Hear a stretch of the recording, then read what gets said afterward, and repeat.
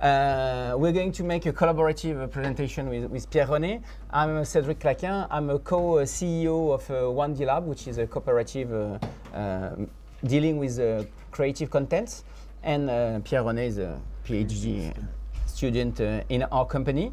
First of all, about the topic, we're going to try to explain how can we deal in our company with a recommendation system, because we have a streaming platform and other mobile app.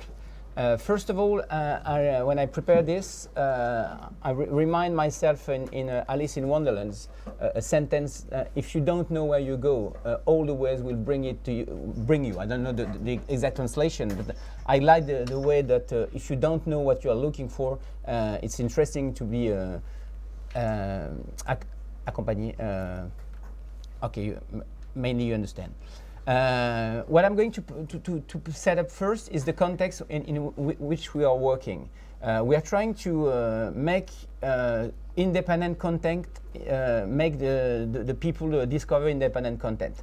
About the definition, for example, what is independent? In France, we have a quite a definition in our company, but it's for us it's non-mainstream artist or emerging artist. I'm not going to define it right now, but we try to deal with the smallest content, the non-mediated in the big network.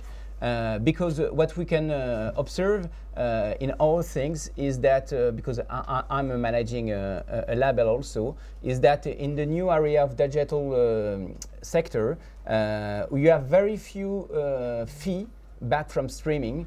For example, you have to know that for our companies, for each stream, it's an average. We have 0.003 euro per stream.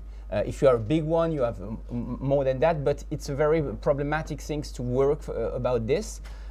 Also, we are now in millions and millions library, worldwide library, and in fact, the smallest content are not discovered. We tried a few weeks ago to make a comparison in Spotify, and in fact, in 3 or 4 clicks, you were on Daft Punk, even if you don't like Daft Punk. So there is a spectrum quite small, and it's problematic for all the craftsmanship of culture. And also what we realize that there are few data for our contents. The more you are known, the more you are data, the more you are data, the more you are visible, and the equivalent for the small is also true. So we try to, in our company, to deal with that and to reinvent new collective answer. Our company is quite specific because it's what we call in France a cooperative, is try to gather all the people involved in the sector, from the artist to the public, in the same company, having one voice per people. So we try to deal with a collective problem. First of all, for us, it's an economical problem. So we have to find new value, not only social value, but economical value for these small artists. Otherwise, in 10 years, it will be like many 1984 or many science fiction a few years ago, one music, one official music, the same music. In France, for example, only a few artists makes the 75 radio broadcasts, so it's quite important. The collective aspect is also a way for innovation for us, not doing on our own or develop many interesting applications. We want to make it collective and to choose collectively. I'm not going to go further, but we have a specific model called the territorial creative contribution, which first of all is transparent. In Spotify, Deezer or iTunes, you don't have all the elements. How do we spread the fee we are collecting? We are now 22 to deal with that, but it's not really interesting. The first product or service is a streaming platform, dealing only with independent content. So we had chosen throughout 15 million of titles, 1 million, in order not to put this big supermarket I was saying. So we have chosen it with human people and our community. So it makes 50,000 artists and 80,000 albums. But also we have decided, because we had a smallest catalog compared to Spotify, Deezer, or other services, to focus and to have a multi-content approach. Meaning that when we realized that for video games, for books, the elements were the same. The smallest creators were not making access to the element. We decided to deal with video games, with book, and also with video. So we try to build the first fair trade streaming platform, multi-content. It's spread over France mainly, but also internationally now, because we have a deal with the French Institute and the French Embassy. It looks like that, like many platforms. You can discover things because it's the way you enter to the platform, and everything is editorialized by the community or by yourself. You're not arriving about the latest things. It's for example, a selection of a library who has said that you were famous, but you can be a quality. So that's the many aspects of editorialization. I just go through, and there also think about digital is also physical, and we need to touch it. So because of mainly of our clients, because we are in a B2B2C model, we sell fees to people who offers to their memberships. We have also this kind of touch and tactile form in order to make it visible in the place we move. I'm going to go also quickly. We have a specific app which is a hunt game in the city. You collect selection of independent content, music as well as video games. So it's Réserve déboussolée, disoriented storeroom in English. And you can find it, and because all the context I'm setting up is how we work after on data and recommendation. So we need to editorialize and make recommendation on all our apps. So we need to have a program. The last main topic is Discover It, which is a knowledge base. Sorry for that.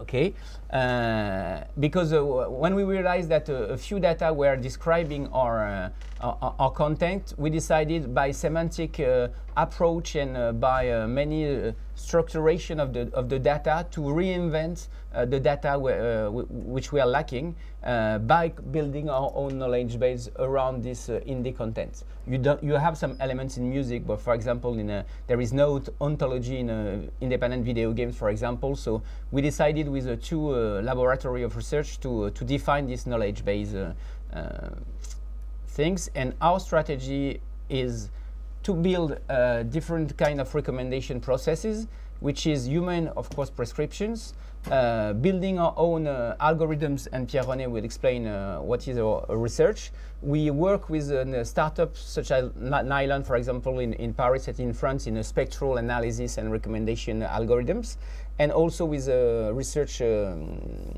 team, which is a CNRS Supercurien in Saint-Étienne and INRIA Wimix in Nice around the semantic web. And also what I was saying is with partner trying to build this common interest knowledge base. So, Jean-René. So now I prepared my presentation in French, but I will speak in English. So I will talk about the algorithm, the recommendation algorithm. So what is a recommender system? So recommender system is a IT tools that try to make suggestion of content to users.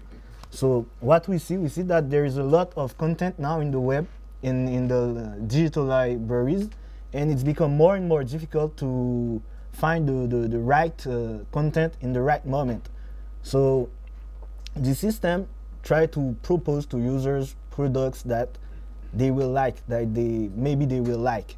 So we find the system on Amazon, Netflix, Spotify, YouTube, and etc. in our company also.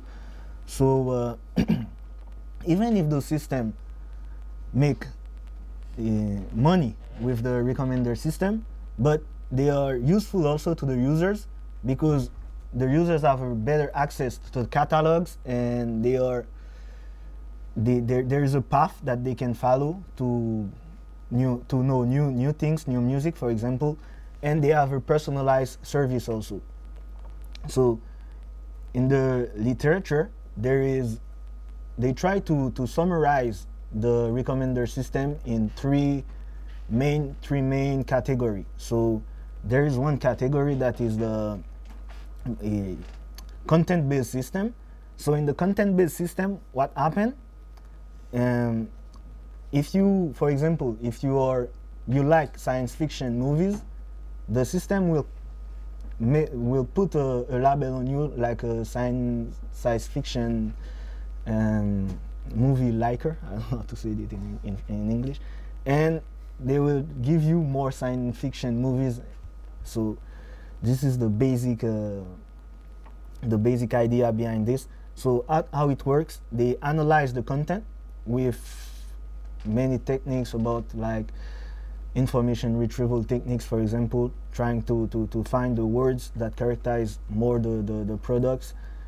After that they learn the user profile with machine learning techniques, and then after that they filter the content so they can match a profile of a user with the profile of items. And after that there is so it's based on similarity computations. And after that you have the content filter. You have the collaborative filtering, excuse me. So those kind of recommendations are based on the fact that if two people have the same habit on the platform, the same behaviors, they like the same items in the past, they will like also the same items in the future. So it's based also on similarity between people or between products, for example.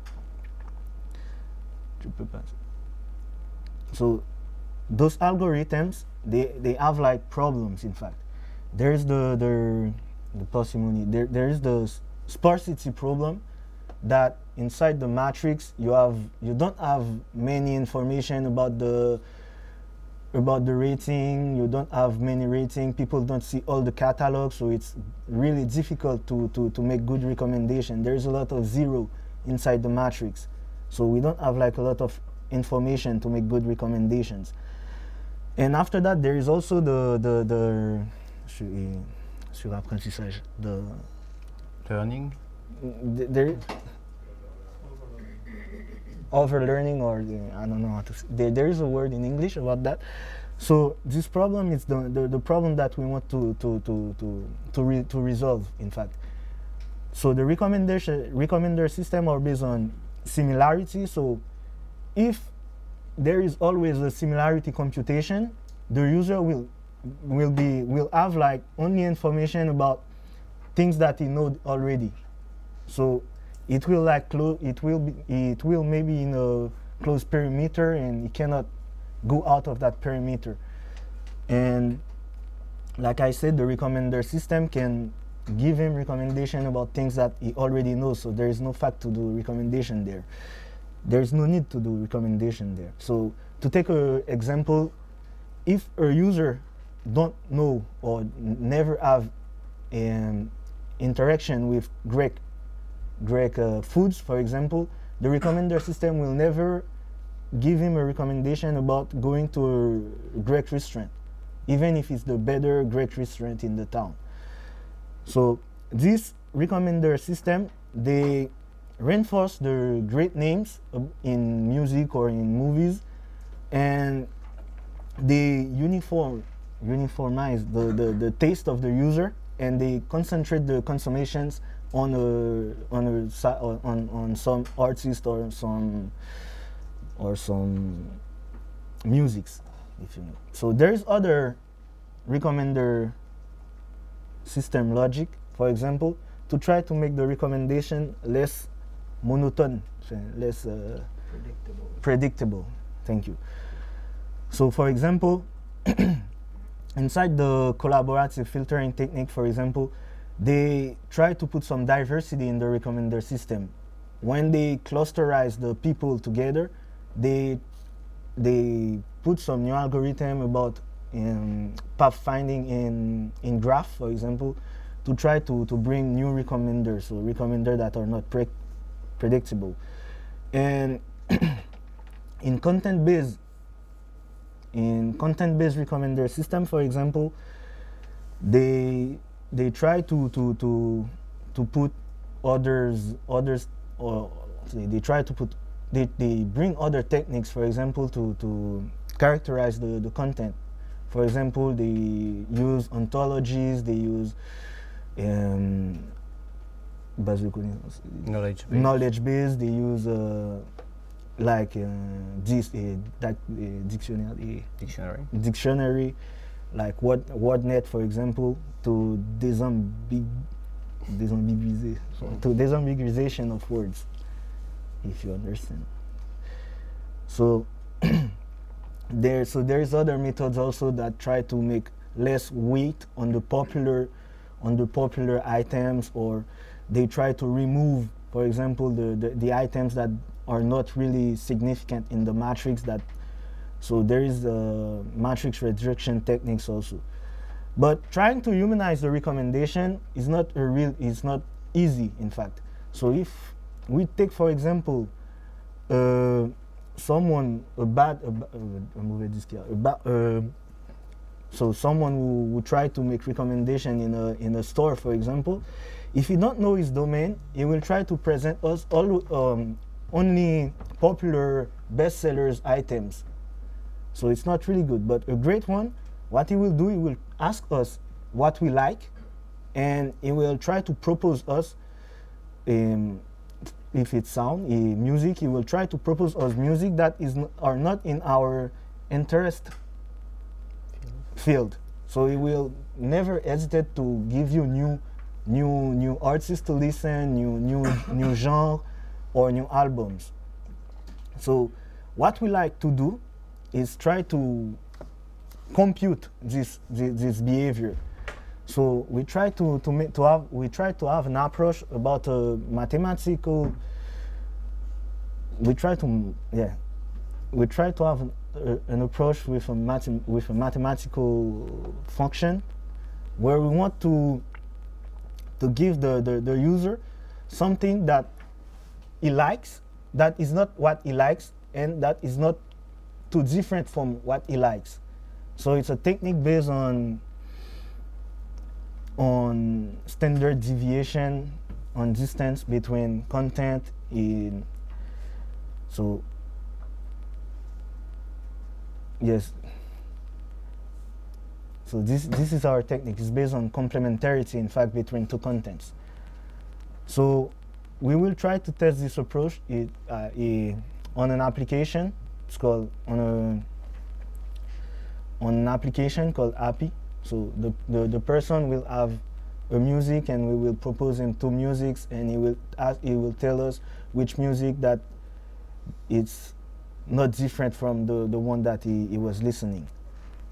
And with that, we will also build a knowledge base about independent content. So with that, we will have more qualified data and linked data. So we will try to have a new path for finding music. So this is what we are trying to do.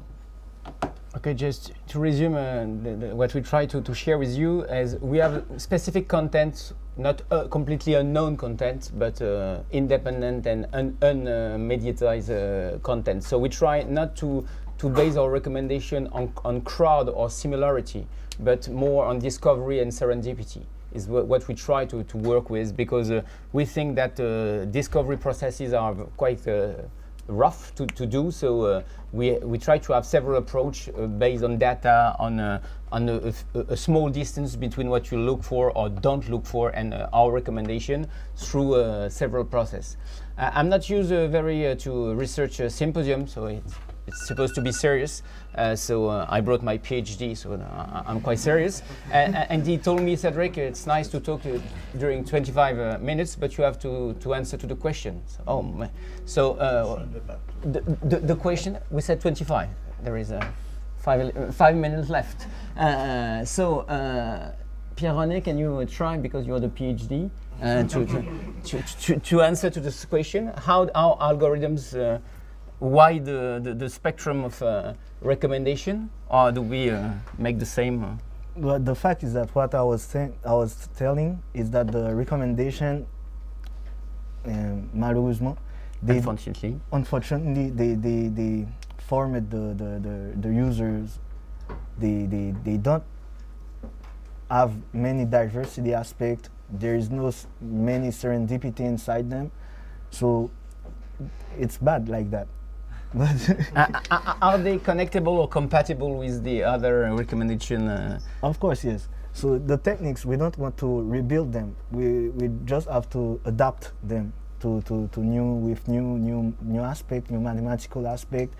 And if you have a graph, you can try to find a new way. You don't, like what we are doing is not building our recommender system on a similarity measure, but on another measure that is not really similar to, but not too different, for example. And the last question, what are our contribution to ontologic and descriptive categories in music? So, for example, in music, I think that we were talking about that. There is the mood now, that is quite not quite famous, but there's a trend now to have moods on your recommender system, and the ontology also. They are building new ontologies, so you have links in link data everywhere about instrument, about where the people lived, and so you can make recommendations about videos and music and video games with ontology, so it's quite good with that. Okay, in 24 minutes. Merci. Alors, les questions, on les prendra à la fin du panel, comme ça. Merci beaucoup. Et malgré la